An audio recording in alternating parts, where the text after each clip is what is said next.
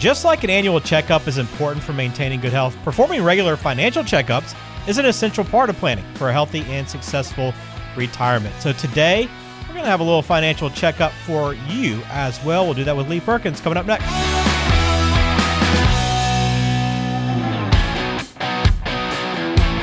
Welcome to the My Retirement Clarity Podcast, where our goal is simple, to help you close the gap between what you know and what you implement.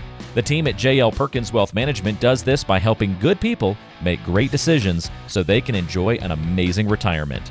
And now, here's your host and financial advisor, Lee Perkins. Well, glad to have you on the podcast. Once again, I am Ben George with Lee Perkins. This is My Retirement Clarity. Lee, I know I don't like going to the doctor that much, but we have to, especially as we get older, right? We got to have these checkups. Yeah, we really do. My parents tell me all the time, anytime I complain about going to the doctor or something aching or not feeling good, they're like, son, you don't even have a clue. They're late 70s now, and their calendar that's on their refrigerator used to be filled with my kids' athletic events or sporting, events or games, all those kind of things. Now it's just doctor's appointments, one after the other. So, yep, it's a part of it. Yeah, and a part of, helping prevent some of those things or catching them before, maybe your health gets too bad or your financial health, in this case, gets out of whack. It's always best to stay on top of it by checking things regularly. So today we're going to highlight some areas you should be paying attention to. And we'll do that again, as always, with Lee Perkins, owner and financial advisor at J.L. Perkins Wealth Management. Again, you can find everything online at myretirementclarity.com.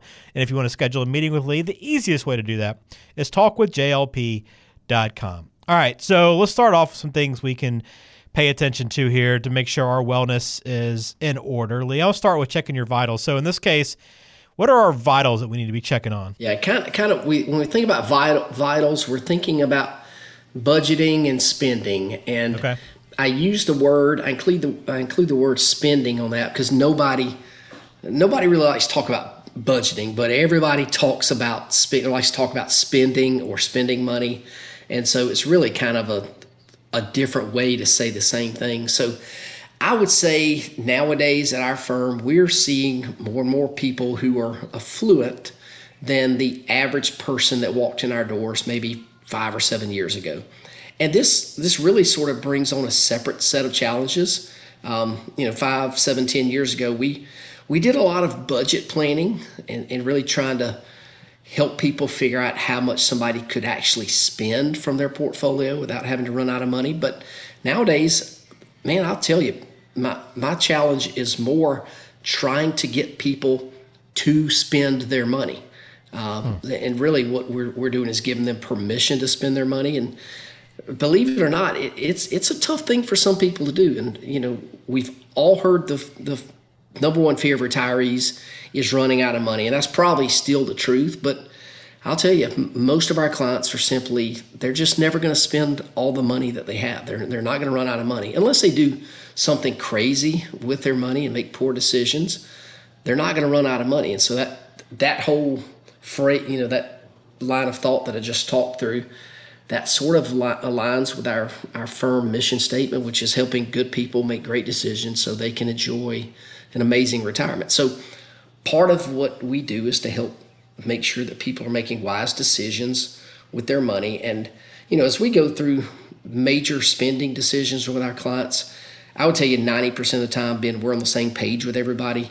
They may know what the wise decision is, but a lot of time they just want assurance from us that there's nothing wrong with it. And so really, it just helps, us be on the same page. Now for the spreadsheet nerds, a lot of these people want to track their expenses and do those kind of things. And there's 1,000 different softwares that are out there now that can help somebody track their expenses. And really for the spreadsheet nerds, if they enjoy doing that while they were still working, this gives them a little bit of something to do. But again, I think most of my clients nowadays just aren't super, super interested in tracking and budgeting. They just want to know that they can spend without the fear of running out of money. And so, obviously if you want to track your spending, there's a ton of different apps that are out there. I think the main one that people used to use, have you heard this, Ben, that mint.com? Well, it was the more popular one. Yeah, so I think somebody told me that mint.com went out of business, or maybe just going away. I can't verify that, but anyway, there's still a bunch of them out there. If you're interested in that, then you can find it if you search it. So yeah, that's probably the main thing is money in versus money out. That's sort of how we want to check and really kind of like you said, check the vitals on all of this. Yeah, just pulled it up while you were finishing your answer there, Lee, and it's turned into Credit Karma, or it's merged with Credit Karma. So I don't know much about Credit Karma, but yeah, I guess Men is now. They send me spam emails on a weekly basis. Credit Karma does. So you're familiar. Hey folks, Lee Perkins here. I wanted to tell you about our brand new book called Next Phase, How to Retire in a Year or Less Without Regrets. It's all about helping you prepare for the next phase of your life, whatever that looks like for you. So, if you're ready to make the most of your next phase, or if you're already retired and aren't sure you're doing all you can to get the most out of your retirement, then you'll want a copy of this book.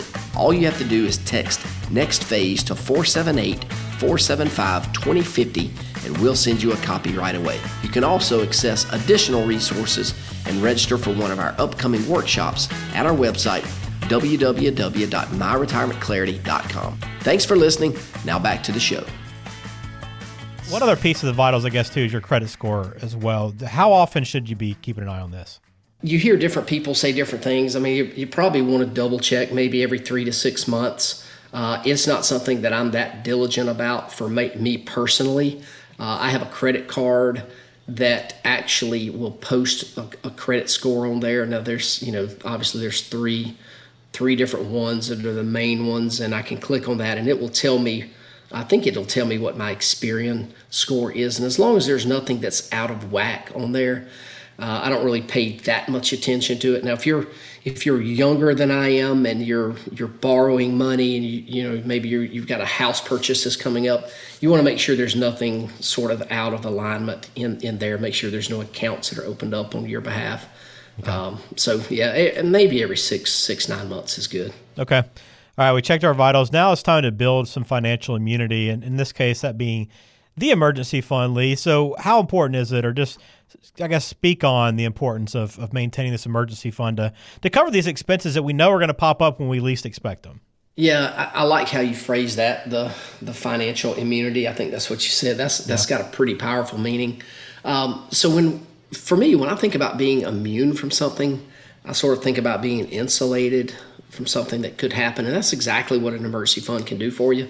I've always been a big fan of having an emergency fund. It's usually 6 to 9 months of living expenses. Of course, if your situation is more complicated, then I think your emergency fund needs to be more than that. And I would say even on top of that, probably in the last 2 to 3 years, or really since COVID, I've become a big fan of somebody having 2 savings accounts, and one of these being a true emergency fund. And we've talked about this on the show a lot, a true emergency fund that's used only for emergencies. But that second savings account, and I don't call this an emergency fund, that second savings account is that I'd recommend everybody have is what I call a trip or a stuff fund. And so this is you intentionally setting aside money for something that you want to buy in the future, or maybe a trip or some type of experience. This way you don't have to give yourself permission to spend that money or worry about if you've got enough money to take that trip or to buy that car or whatever it is. So if you're disciplined enough to save money in that second account, in my experience, you're more likely to spend that money than if you have to take a distribution from your retirement account. And I am, this may be a little bit different than most advisors. I don't want you to move your money to us and let's just grow the money. You never use it. I want you to take the money and spend it. And we try to help our clients do that. All right, very good. And I guess, Lee, replenishing it, you have to kind of do it as soon as you pull out of it, right? I mean, it's easy it takes a while to save. I mean, it takes discipline, it takes consistency, but you really have to focus on replenishing it and just kind of getting that savings built back up whenever you have to tap into it. Yeah, so if you have a $25,000 emergency fund and then you have a $10,000 emergency, once that is taken care of, absolutely, you've got to replenish that. Now, how you do that, different people do it differently. If you're automatically saving money every month, which everybody should be. Automate your savings. That's the number one way for you to build savings, is to automate it. If it's up to you to transfer money in there at the end of the month and you got to remember to do it, that money will go somewhere else. So if you can automate it, then automate it to go in there every month. And that way, the way I do it is automate the savings. It goes into the savings account. Once it gets above X amount and continues to get above X amount, then you shift that money over to your trip or stuff fund, or then you add that to your investment account or whatever it is. But if you're consistently putting money in there, you'll replenish it in no time. Awesome. Great strategies, and it's so important to build that savings to protect yourself against things that pop up, much like you would protect yourself from viruses and that sort of thing. All right, let's go to screening your portfolio. We have to get screenings oftentimes at the doctor's office. So let's talk about it in terms of investing and looking at your investment strategy and just screening your overall portfolio. Yeah, this is a big one. And I would say, unfortunately, Ben, probably 80% of people don't really have an idea of what their investments are designed to do, or really how they're invested at all. A lot of times I'll ask somebody how they're invested or what that strategy is, and they'll say, well, I'm invested moderately, but it's been doing pretty good lately. If I jump into that phrase moderate, what's the word moderate really mean? And I just don't like the word because it has different definitions for different people. Moderate to me may mean something completely different than what moderate means to you. So if you tell your advisor you want to be moderate, and he says, okay, how do you know that you're getting what you want? And so, again, in my mind, instead of using the word moderate, I would rather use the word balanced. Kind of, you can think of it as sort of a middle of the road strategy. You can make money, lose money.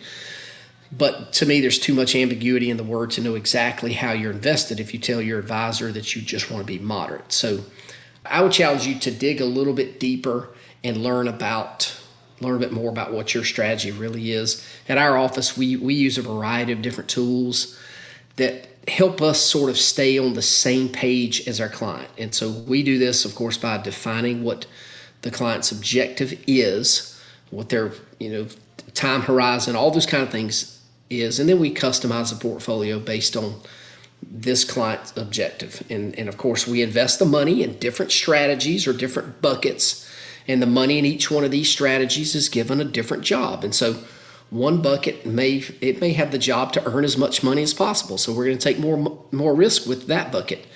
The other bucket might be designed for growth, but maybe you don't want it to be as aggressive as your aggressive bucket. And if that's the case, we'll dial back the risk a little bit on it. And then, of course, you might have another bucket that you want to be conservative with, or you might want to have that other bucket that you want to be moderate with. And I'm going to tell you, don't use the word moderate again. So I think on our show a bunch of times before, I always talk about this picture of the financial house that I draw on a whiteboard for all of our clients. And it's, to me, Ben, it's the most simple and understandable way that I can explain to somebody how they can invest their money and how that money behaves. And, again, if you want us to do a portfolio analysis on your account, you're not sure how you're invested or how much risk you're taking on right now, we'd be happy to do that. And that starts with a phone call. And I know you'll talk about this on the show today, Ben. You book that phone call with our team at www.talkwithjlp.com. Sure do. It's an easy way to get on the calendar and start that process and get the help and support you need with your financial health. Again, talkwithjlp.com. And one other tool, Lee, while we're mentioning it, the book offer we always try to provide to people that listen to the show. We've had a lot of people reach out, take advantage of this, and have been happy they did. Yeah, this is our latest book. It's called Next Phase, How to Retire in a Year or Less Without Regrets. And this thing is picking up a lot of traction. We're getting people from all over the country to download a copy of that. Or if you're local, we can, of course, ship you a copy of that. It's an easy read. It's a short book, but it covers a lot of the things, a lot of the decisions that people have to make before they make I guess I would say a life-changing decision, whether that's a job change or maybe heading into retirement or whatever it is. It's just a great book. So again, you want a copy of it, you can text Next Phase to 478-475-2050. All right, let's continue on with our financial wellness checkup. Let's talk about preventative measures, another big key to staying healthy long term. And in this case, Lee, it's about proactive planning, right? Proactive planning, I love that word and love that concept, because we've all heard the saying before that failing to plan is planning to fail. Yep. And of course, I've seen that play out dozens of times in pretty major ways for people, and you certainly don't want to put yourself in that position simply because you didn't take the time to plan for things on the front end. You and I have both been around long enough, Ben, to where we've seen things that didn't go according to plans, and I even still see this nowadays with my own clients. Life is not a straight line path to whatever goal or outcome you want. It zigs and zags, and there's curveballs along the way. I mean, life comes at you pretty crazily sometimes. I continue to see health events completely change or alter somebody's projected retirement. No, we certainly can't predict everything, and I'm not telling you to go buy insurance for everything that could possibly go wrong. That's not the point here. But you do need to play the what if game. And so let me step back and talk to the men who may be listening to this podcast right now, because I've met with a bunch of you, and you sort of think about things in the way that I'm about to describe. So let's say you're married and you're retired or about to be retired, and everything's going great. You handle pretty much all of the finances in your house, and your spouse, she's pretty much in the dark. You know, what I know is that she trusts you 100%, and you've earned that. And candidly, she trusts you more than she would trust your advisor. However, what happens is people don't consider what happens if you have a stroke, or if you start to suffer some cognitive declines like dementia or Alzheimer's or any of those kind of things. What happens to her financially if you can no longer do what you've always done from a financial position? It's not fair. I don't think it's fair to your wife to put her in that position. And so, candidly, Ben, this is one of the reasons that I've grown my team and my advisory team beyond just myself. I don't just have Pam and Walker and Channing depending on me. I've got over 200 families who depend on our firm, and our commitment is to be there, for all of them if something happens to me. And so that's why we're sort of growing out our team, so that it's not just as, everybody's not dependent on me. So yeah, that's kind of be proactive. Just be proactive and think through things, and make sure your spouse, and I know I was just talking to guys for a second there, start to see more and more women who are 100% in charge of the finances, and the guy just plays a backseat role and is not really involved. It's not the best setup. You need to have some involvement. Both members of a couple need to have some level of involvement, just in case. All right, very good. Well, let's close out then our discussion with a follow-up plan. I know when you leave the doctor, they often say, okay, you should be doing this, this, and this. Lee, I know when you are working with someone, it's all about the follow-up process, right? How do you help them keep them on track? Yeah, and this is different for every client, because every client doesn't face the same challenges, and everybody, for the most part, everybody's in a different stage of life. Ben, when I was early on in my career and I was with a national wirehouse firm, some of those older advisors told me that they meet with their clients quarterly. And so, but after watching them for a couple of years, what I learned is that they weren't meeting with all these clients quarterly. They were just having conversations with them every single time that they met. And I worked with one guy at this firm that had a client that he had to call every Monday morning at about 9:00 and give him an outlook of what the market was going to do that week. Look, I'm all for being informed, but I can't think of a more miserable thing to do as an advisor than to call the same client at the same time every week and discuss the stock market. That's brutal to me, and I don't have a single client that wants me to talk to them about the stock market every week or even every month from that standpoint. That's just not who we are as an advisory firm. The reason for that is that the stock market, that's the one thing that we have no control over, despite what some of the quote investment gurus tell us all the time. I mean, I want you to be informed, but don't spend your time worrying about that. So, worrying about what the stock market's going to do every week. I would rather you find a more productive way to spend your time. But for our clients, we tailor that review schedule for every single client. Candidly, we don't want our clients to have to come to our office 4 times a year, and nobody wants to do that either. There are certainly times when it happens where somebody comes in that many times a year, but that's usually when there's a life event, like maybe a job change or pending retirement, or maybe even unfortunately the death of a spouse. We're going to see people more during those times. But I would say for the most part, we want to sit down with every client at least once a year. And now a lot of our clients do prefer to do a Zoom meeting, so maybe we'll do a couple of Zoom meetings and then have them come in once every year or so. So again, I don't want to spend time meeting just to meet. I want our clients spending the time to do whatever it is that brings them joy, and sitting in an office with us, as fun as that is, it's not as fun as going golfing or fishing or maybe playing a little pickleball. So yeah, we kind of tailor it for everybody. All right, if you want to learn more about J.L. Perkins Wealth Management and want to get in touch with Lee, go to myretirementclarity.com. You can learn everything you need to. There's tools on there as well, plus all of our podcasts you'll find right there on myretirementclarity.com. But the easiest way to schedule a meeting with Lee, as we mentioned before, talkwithjlp.com. Again, talkwithjlp.com. Pick out a time that works for you, and you'll be off and running, and you can check on your financial health. Make sure your wellness is intact. And I know, Lee, it's so important to marry both that financial and your actual health for long-term retirement success, right? It absolutely is. Well, we appreciate your time today. Thank you for listening to the podcast. Please hit subscribe wherever you listen. We'd love to hear from you if you have any thoughts or feedback. And we'll do it again soon in a couple of weeks. Lee, take care. Take care.